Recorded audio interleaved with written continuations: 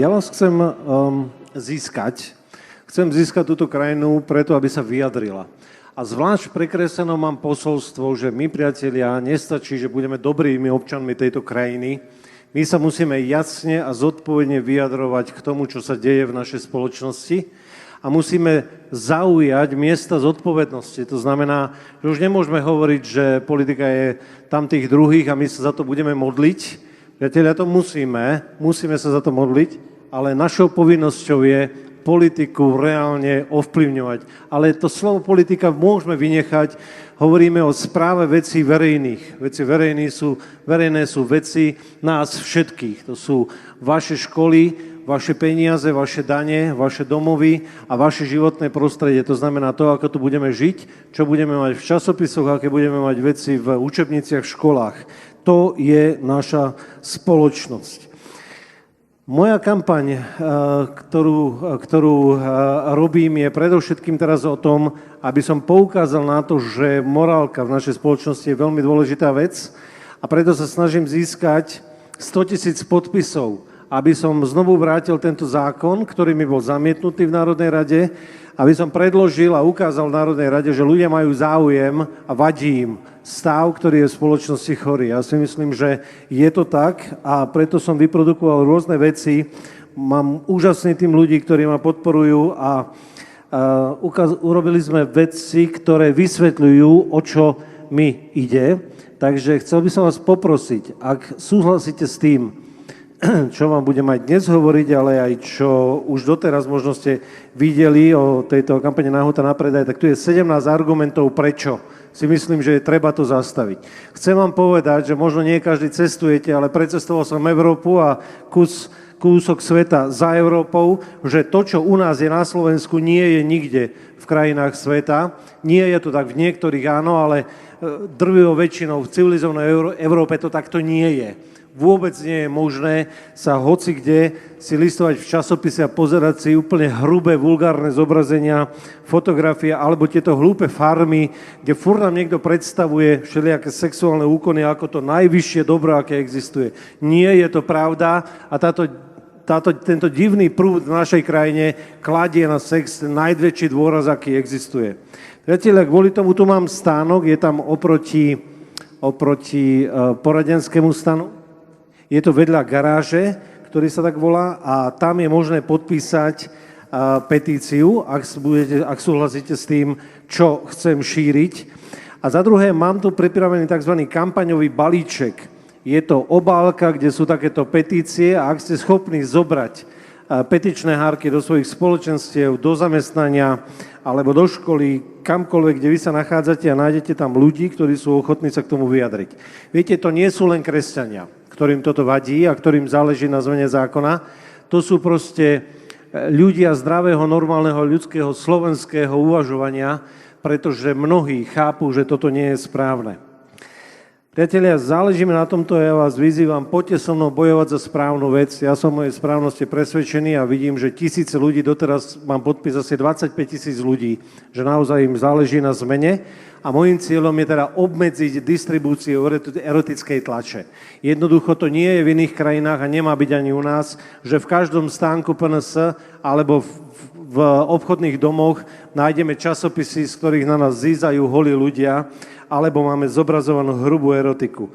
Alebo že máme všelijaké tie, jak sa volajú tie show, jak sa volajú tie divné reality show, kde ešte dávno pred 8 hodinou sa ukazujú všelijaké, proste furt sa niekto musí sprchovať niekde holý, alebo ľudia predstavujú všelijaké sexuálne úkony len preto, že to má byť asi zaujímavé.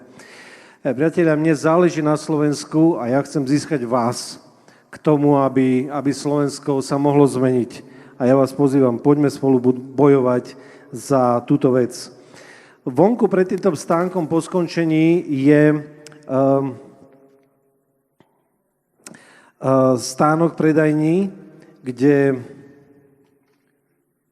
Prepáčte, vypadá vám jedno slovo z hlavy. Nevadí, k dispozícii je tu na predaj jedna kniha, ktorá sa volá Čo je to manželstvo? A toto je obhajoba zväzku muža a ženy. Takže pred stanom je na predaj Collegium Antona Neuwirtha, to je spoločenstvo študujúcich katolíkov, ktorí sa zaoberajú tým, aby naštudovali a mali jasno v takýchto pojmoch, ako sú rôzne spoločenské témy, aby to vedeli dobre vysvetliť. Plus vonku budú dobrovoľníci, ktorí budú rozdávať tieto balíčky, kampaňové balíčky s petíciami a materiálmi, ktoré tu šírim. A ja teraz som tu zbadal moju kolegyňu z parlamentu a chcem ju veľmi, veľmi pozdraviť a povedať, že tu vítam pani podpredsedničku Národnej rady. Ako? Hej, toto je Erika Jurinová. Nech sa páči, môže sa postaviť. A ona je... Tak, zatleskajte, lebo to je skvelá žena, príjemná kolegyňa, láskavá a milá, je na svojich kolegov okolo seba a prináša veľmi príjemnú atmosféru.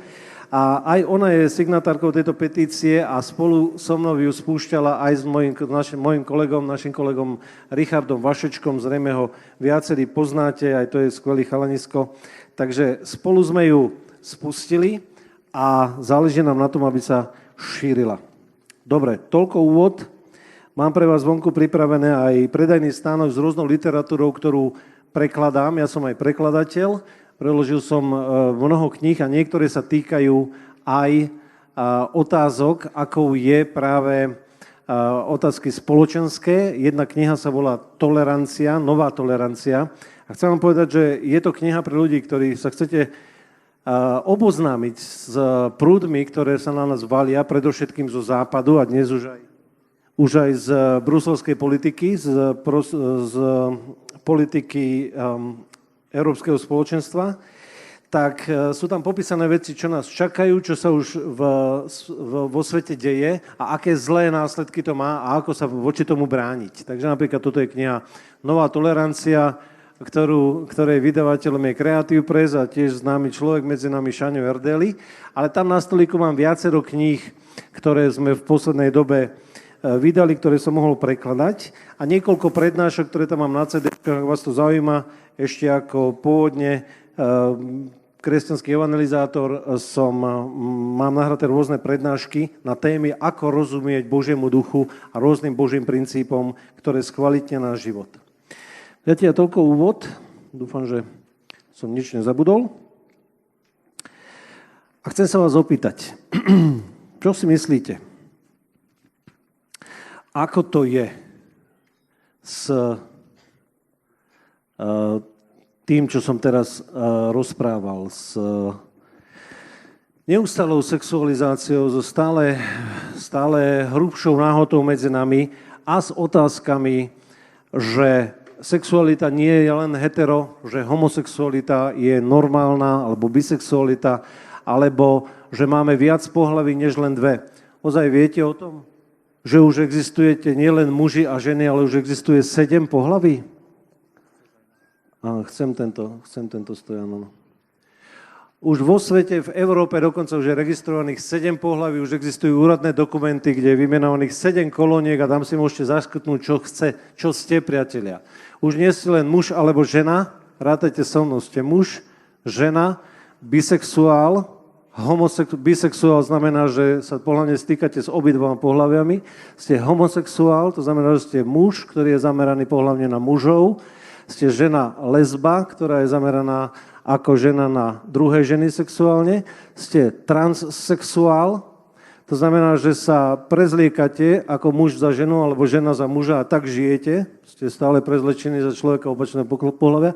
Alebo ste intersexuál, to znamená, že ste sa dali preoperovať na opačné pohlavie a naozaj máte odňaté vonkajšie pohlavné znaky a vytvorené nové. Takže myslíte si, že je toto správne? Nechám túto odpoveď, to bola retorická otázka, pretože je veľmi vážna. Nie je to vôbec žiadna sranda, čo som teraz povedal. V niektorých krajinách dokonca už došlo ku stavu, že ľudia, ktorí tlačia tzv. Genderovú ideológiu, to je nový pojem. Je úplne nový, nie je veľmi starý, je mladučký. Tak vám chcem povedať, že toto je ideológia vybratia si pohlavia. Je to veľmi široká široká téma, ale s touto prichádzajú a na základe nej chcú tvoriť nové zákony predovšetkým v európskych krajinách, ale vôbec šíria túto ideológiu po svete. Genderová ideológia v zásade znamená, že ideme tvrdiť od malička deťom a nám, dospelým ľuďom, že vy sa síce rodíte ako telo, ale máte si vybrať pohlavie. Takže deťom chcú presadiť podľa genderovej ideológie jej zástancovia, budeme vnúcovať, že vy si rozhodnete, či chcete byť dievča alebo chlapec. A malo by sa to preniesť až do takých súvislostí, že nebudeme robiť hračky určené chlapcom a dievčatám napríklad, ale také neutrálne. A budeme učiť, a o tom sú celé programy niektorých občianskych združení, ktoré sa na to zameriavajú, aby to šírili ako prednášky, že deti budeme učiť, že sa nemajú hrať výlučne dievčensky alebo chlapčensky, ale aby boli neutrálni, až dokým pochopia, čo sú. A v extrémoch, a toto je v takých jednotlivých extrémoch, sa už stalo, že napríklad v Amerike jedna rodina, toto je konkrétny prípad, do niekoľkých rokov toho dievčatka mu nedali meno, aby jej umožnili stať sa čím chce. Takže ju nechceli nazvať Jozefína, alebo Emanuela, alebo hocičo, len preto, aby jej neurčili pohlavie. Čiže má si ho vybrať. Viete, toto podľa mňa je prevrátené. Nie je to normálne a nie je to zdravé. Ja sa teraz zameriam na niekoľko faktov o sexualizovaní spoločnosti. Toto je pojem, ktorý ja používam a tvrdím, že to, že sa všade niečo publikuje, a my verejnosť sme na to zle zareagovali. My toto nemáme pripustiť a ja viem, čo možno pociťujete, keď to hovorím, že no tak čo sa dá robiť, tak je to v časopise. Ale priatelia, my sme verejnosť a toto je náš spoločný životný priestor. Naša krajina, naša republika nepatrí majiteľom tlačových agentúr alebo majiteľom televízií. To nie je ich. Ten vysielací priestor je rovnako tvoj ako môj. A oni tam nemôžu strkať, čo sa im páči. A vydavateľ Nového času nemôže publikovať holú ženu len preto, že bude tvrdiť, že no a čo, tak to je náš produkt, to je náš časopis a my si budeme predávať, čo chceme. Priatelia, to vôbec nie je pravda. My verejnosť určujeme, my spoločná verejnosť určujeme, čo sa bude publikovať a to, že na billboardoch sú holí ľudia alebo nie, to záleží aj na nás, na verejnosti. Nie len na tom tlačiarovi. A posledný a najdôležitejší argument je, že oni tvrdia, že to je tzv. Sloboda tlače. Sloboda slova. Že my môžeme hovoriť, lebo sme slobodná spoločnosť. Viete, to je pravda, ale zároveň sloboda slova neznamená, že kdekoľvek vždy všetko môžete robiť, čo len chcete. Poviem, alebo sloboda občana. Poviem vám príklad. Ak na verejnosti sa ktokoľvek v tejto republike bude správať nemravne, morálne nesprávne, to znamená, napríklad tam bude prevádzať sexuálne úkony, bude za to zatknutý. Vo verejných hromadných prostriedkoch neslobodno vykonávať žiadne sexuálne úkony, za to budete zatknutí. Nedávno bola správa 2-3 dní dozadu na Nuda pláži, kde sa vyznáva tento kult. Nemám proti tomuto nič, ja si myslím, že ľudské telo je veľmi prirodzené, normálne a krásne, ale aj tam niektorí ľudia začali prekračovať hranice a začali tam treba sa boskávať alebo spôsobovať telesné úkony alebo dotýkať sa spôsobom sexuálnym, tak boli zatknutí. Priatelia, toto je správne, tak to je. To je normálna mravnosť v spoločnosti, pretože naša ústava v konkrétnom článku a konkrétnom bode vyžaduje ochranu mravnosti. Mravnosť je niečo, na čo každý civilizovaný štát vrcholne dbá a záleží na tom, bez ohľadu teraz na náboženské presvedčenie. Čiže to nie je len vec vychádzajúca z našej kresťanskej viery. Nie, v žiadnom prípade. Mravnosť je základnou požiadavkou zdravej ľudskej spoločnosti. Čo sa ale dneska deje?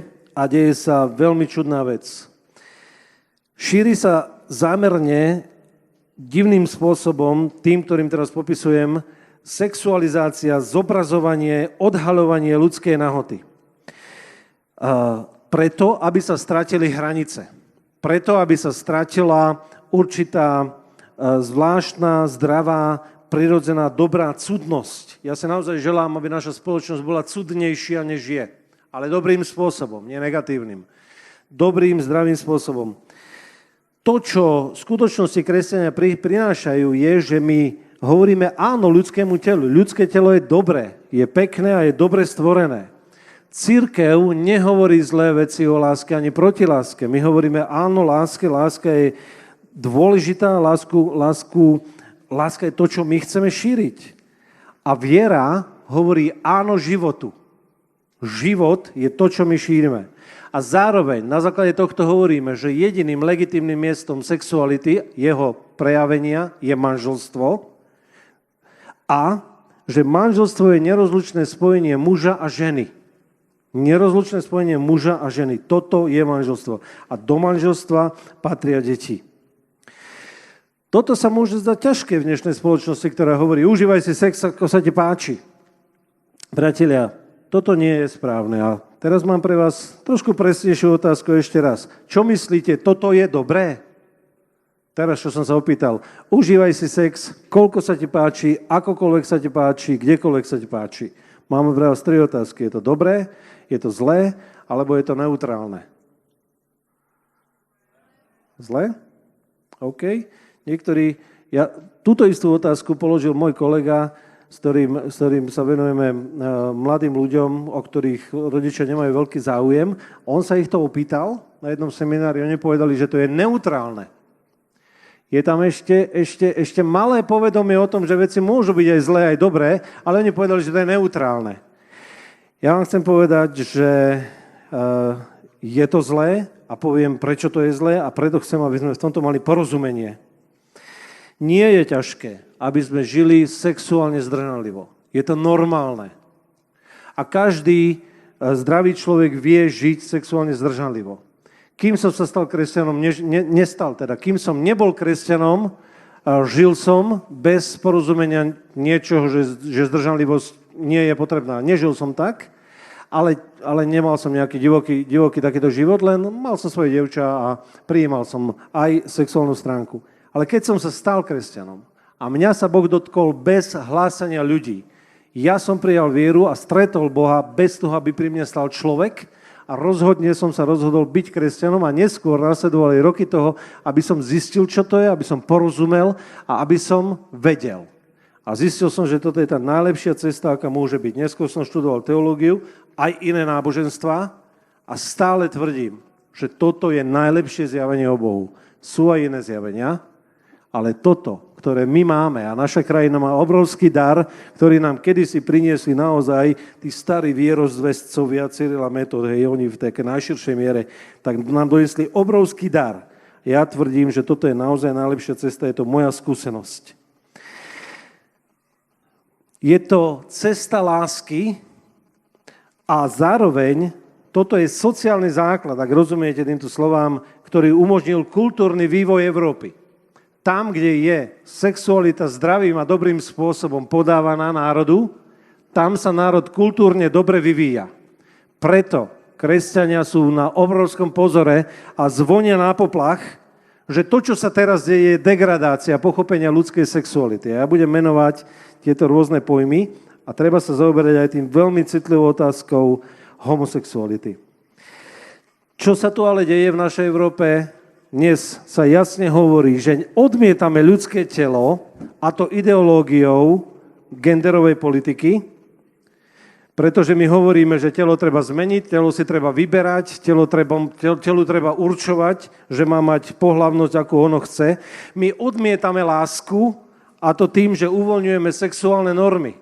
My chceme, už sa to stalo v niektorých štátoch Európy, že už v 3. ročníku vyučujú malé deti, že pohlavný styk môže byť penis a pošva, penis a análny otvor, alebo pošva a pošva. Priatelia, toto je prevrátené a je to chore. A toto už učíme malé deti v 3. ročníku. V Európe už sa to deje. A ak rodičia odmietajú dať svoje deti na sexuálnu výchovu v škole, nechať ich tam, tak za to dostávajú tresty finančné. A jedna rodina, ja viem o jednej, emigrovala z Nemecka, pretože bol na nich uvalený súd, že za to mali ísť na súd a mali dostať trest väzenia, že zabraňujú deťom základnú školskú dochádzku. Čiže je to takto prevrátené, že keď vy niečo nechcete v škole, tak vás nakoniec môže štát zavrieť, že zabraňujete deťom základnú školskú dochádzku. Priatelia, nikto nechceme brániť deťom školskú dochádzku, ale zároveň, ak sa nachystajú zákony, ktoré budú vás nútiť aby ste vyučovali svoje deti, čo nechcete, tak vás obvinia napríklad z nenávisti ku ľuďom inej sexuálnej orientácie a to sa, pani kolegyňa, stalo teraz v našom parlamente pred 4 týždňami. Väčšinovou vládou našej vládnej strany bolo schválené, že sme do trestného zákona zavedli zmienku, že bude každý trestaný, kto prejaví nenávisť pre sexuálnu orientáciu. Je to podľa mňa nebezpečný paragraf, ktorý nemal byť schválený. My na Slovensku s tým ani problémy nemáme, ale vedie to, a toto vieme zasa zo reálnych skutočných prípadov zo zahraničia, k tomu, že len poviete, že sa vám niečo nepáči na nejakej totálnej menšine, ako je homosexuál alebo LGBTI. LGBTI je to, čo som vám menoval.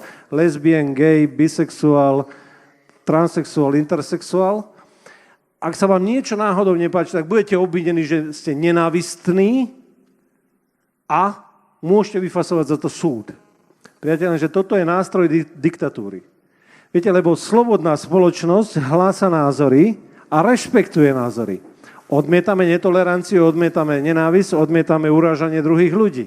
A nemôžeme urážať nikoho, ani z tých ľudí, ktorí majú problém vo svojej pohlavnej orientácii a príčinami sa ešte budem zaoberať, ako takéto veci vznikajú, ale nemôžeme ich urážať. Nikto z nás. A zvlášť nie kresťania také niečo nemôžu robiť.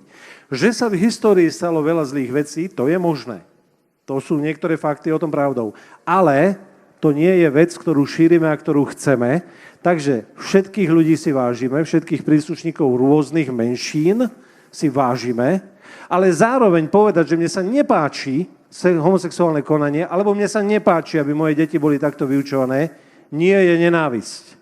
A ľudia tejto ideológie chcú dosiahnuť takú schizofréniu v spoločnosti, že z toho bude strach. A ja vám chcem povedať, kresťania, že my slobodne budeme šíriť názory, ktoré máme a ktoré zastávame a ktoré veríme z Božieho slova, lebo tak povedal Boh. Takto Boh stvoril a pripravil a Ježiš Kristus vyučoval a my sme následovníci tejto cesty. A preto máme právo, lebo sme v slobodnej spoločnosti, ktorú sme si vydobili, aby bola spoločná, slobodná a spoločná, samozrejme. A preto máme aj my právo hovoriť, čo sa nám páči a nepáči. Takisto, ako má právo hovoriť každý nie veriaci a nie člen našej skupiny, alebo niekto môže na vás povedať, že ste zadubení kresťania, tak mu môžete povedať, ja to rešpektujem. Ale nikto nemá právo hovoriť, že my šírime nenávisť len preto, že vyjadríme svoj názor. A tento názor sa týka aj tvorby zákonov. Priatelia, sme demokratickou krajinou, kde je rozhodujúce, kto koho zastupuje v parlamente. Ja som dostal 9600 hlasov od kresťanov a preto musím zastupovať ich názory.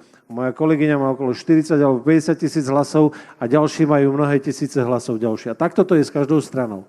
Lenže ak to nebude tak, že my by sme zastupovali konkrétnych voličov, priatelia, tak je to práve ten chorý stranický systém na Slovensku, že mnohokrát tí politici nezastupujú ľudí, ale záujmy buď obchodníkov, alebo politikov, alebo všelijakých kamarátov, ale reálne nie je to, čo ľudia chcú.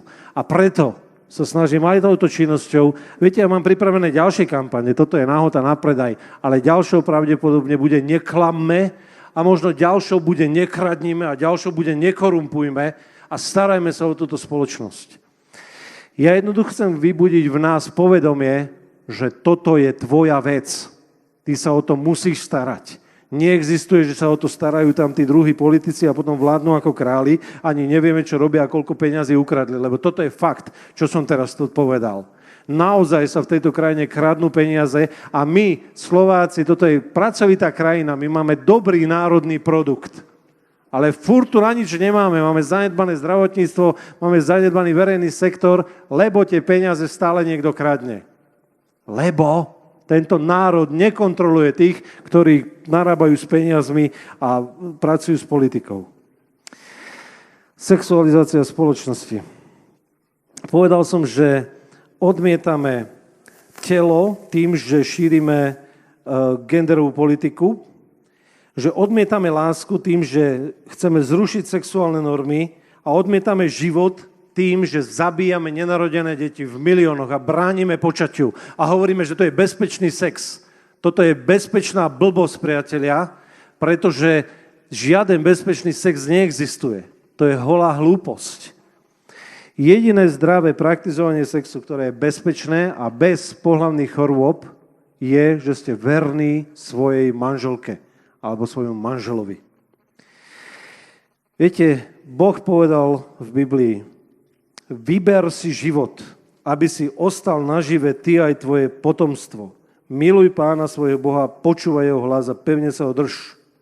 To je Deuteronomium 30. kapitola. Viete, zdá sa, aký by sme neboli schopní milovať život. My stále viacej stárneme, stále menej detí sa tu rodí, nie je podporovaná legislatívne zákony, nie je podporovaná mnohodetná rodina na Slovensku. Ja viem o reálnych svedectvách, že sa pomaly hanbia niektorí ľudia, čo majú viac detí, že majú viac ako 2. A hanbia sa za to mamičky na ihrisku, že tam chodia ostatné len s 1 alebo 2 deťatkami maximálne. Ako by sme boli starný a vymierajúci národ. Politici to vedia. Ja som čítal pred pár dňami štatistiky, že nás bude v roku, neviem, za niekoľko rokov, že nás bude o niekoľko 100 000 menej. Priatelia, to je veľmi zlé.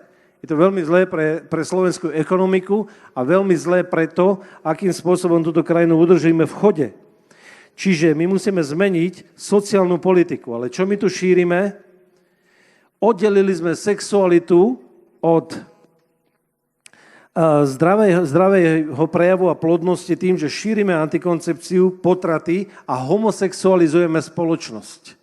To je to nové, čo sa tu šíri, že chceme tvrdiť, že táto okrajová skupina ľudí, ktorých je štatisticky v spoločnosti len niekoľko málo percent. Chcem vám povedať, že nie sú 4% homosexuálov. Nie sú nikde na svete.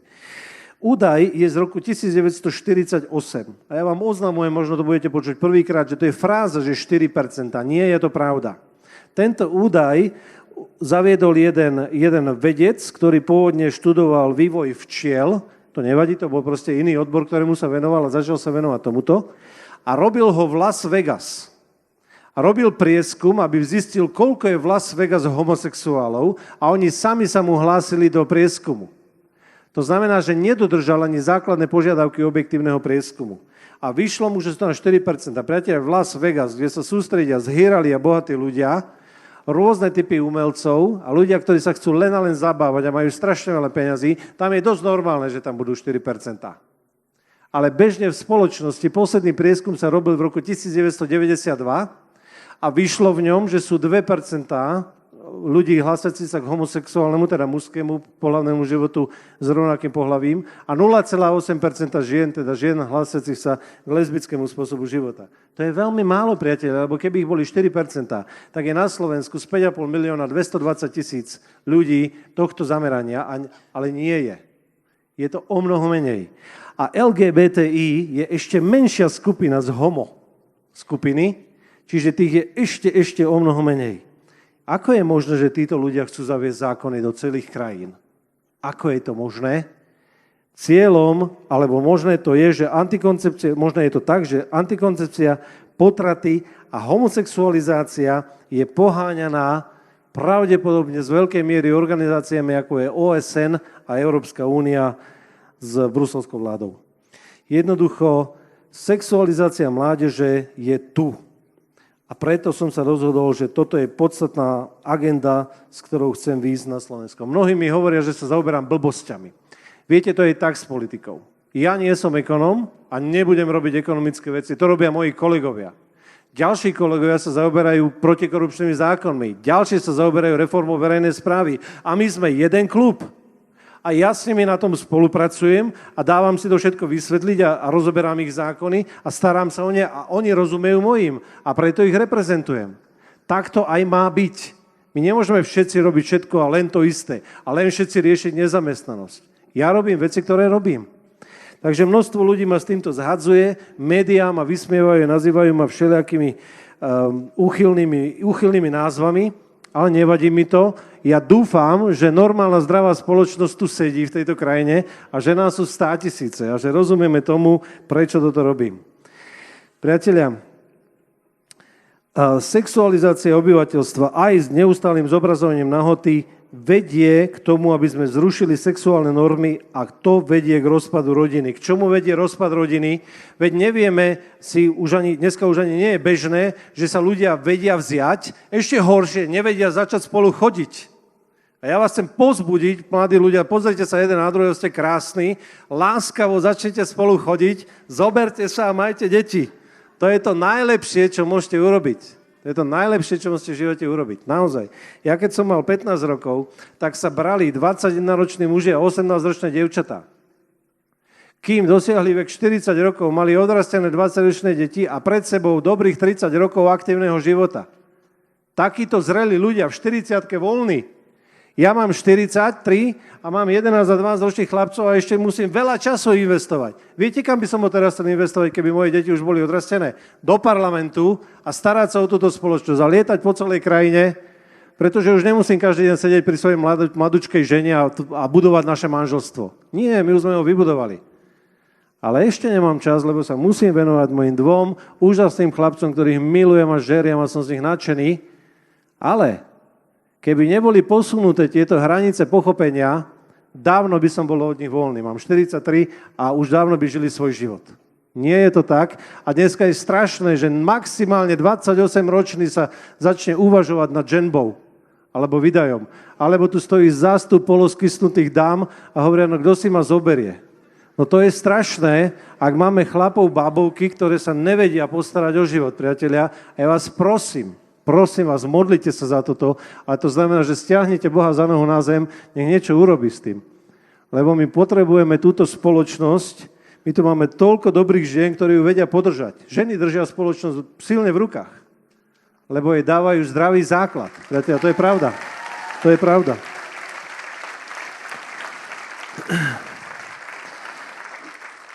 Ale toto potrebujeme tak napraviť, aby vznikli zdravé manželstvá. Prečo nie? Teda, čo sa stane, keď nie?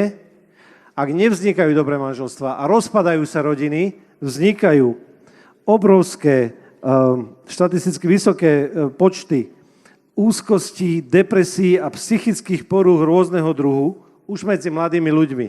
A musíme brať lieky na hlavu, priatelia. To je veľmi zlé. My potrebujeme hlavu zdravú, normálnu a v poriadku, aby naše telo bolo schopné dobrého výkonu, aby sme žili normálny život. Výsledkom môže byť sociálny chaos, ktorý môže viesť legislatívne ku stavu diktatúry. Ak nastane sociálny chaos, potom naozaj musí zasiahnuť výnimočný stav, polícia, represia, armáda.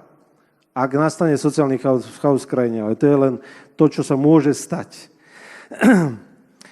Priatelia, sexuálna revolúcia je predovšetkým to, čo sa tu vítalo otvorenou náručou v 60. rokoch. Výsledok máme dneska, že ľudia strácajú svoju vnútornú slobodu, ak nie sú slobodní od svojich vášní, ak neustále podporujeme vášne, že len sexujte, je toto najlepšie v živote, tak zistíte, že máte vnútornú rozorvanosť, z čoho pramenia rôzne ďalšie depresie a ťažkosti, že ste nabrali kopec pohlavných chorôb, ktorý vám nikto nepovie dopredu, že ich máte, alebo môžete dostať a neviete sa z toho dostať a keď nemáte vnútornú slobodu, stratíte aj svoju vonkajšiu slobodu.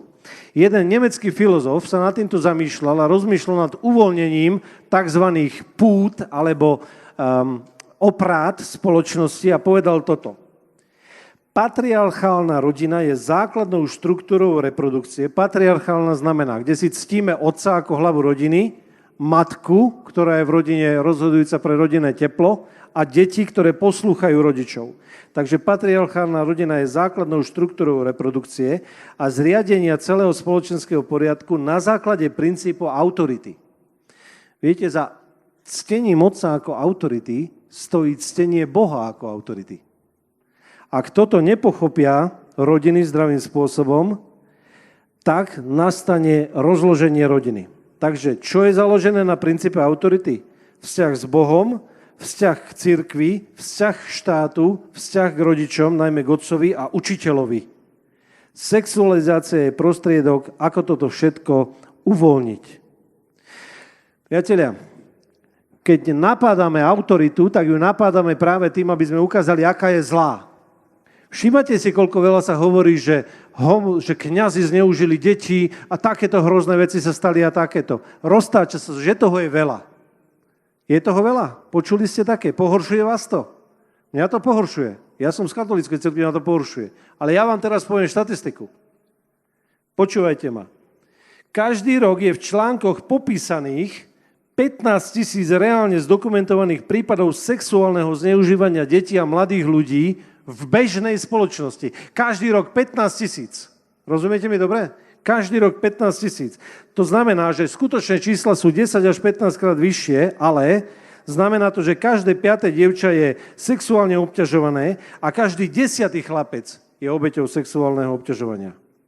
Výsledok je, že za 30 rokov je zistených 350 prípadov v cirkvi zneužití a to sa tu neustále omiela, priatelia. Každý rok 15 000 a za 30 rokov 350 zo strany cirkvi alebo cirkevných predstaviteľov, priatelia. To je nepomer. A to je masáž mediálna, ktorá je tlačená nám do hlav, že my sme vinní, my kresťania sme vinní. Nie, priatelia. Bežná spoločnosť zneužíva deti. A nie je to založené na cirkevných ľuďoch. Takže títo ľudia nám chcú ukázať, že máme mať pluralitné vzťahy. To znamená, že láska má rôzne formy. Láska nemusí byť medzi mužom a ženou, môže byť medzi mužom a mužom, ženou a ženou, dokonca ku zvieratám. Životné formy sú rôzne, žiadne len manželstvo. Prečo by sme mali žiť len v manželstve? Môžeme predsa žiť úplne rôznym spôsobom. Žite, ako sa vám páči. Rozpustíme teda kultúrne, etické a náboženské príslušnosti a budeme mať flexibilné rodové identity a sexuality. To, čo som tu vymenoval teraz, že je 7 pohlaví už a v niektorých štátoch dokonca už nemôžete uviesť do formulára na úrade, že ste otec alebo matka, už uvádzate, že ste rodič 1 a rodič 2. Viete prečo? Aby ste náhodou neurazili niekoho. Lebo to už sa pokladá za prejav nenávisti alebo netolerancie. Priatelia, toto je tá nenormalita, ku ktorej sme sa dostali. Čiže zničenie kultúrnych a kresťanských hodnôt a základov vedie k tomu, že sa rozkladá spoločnosť.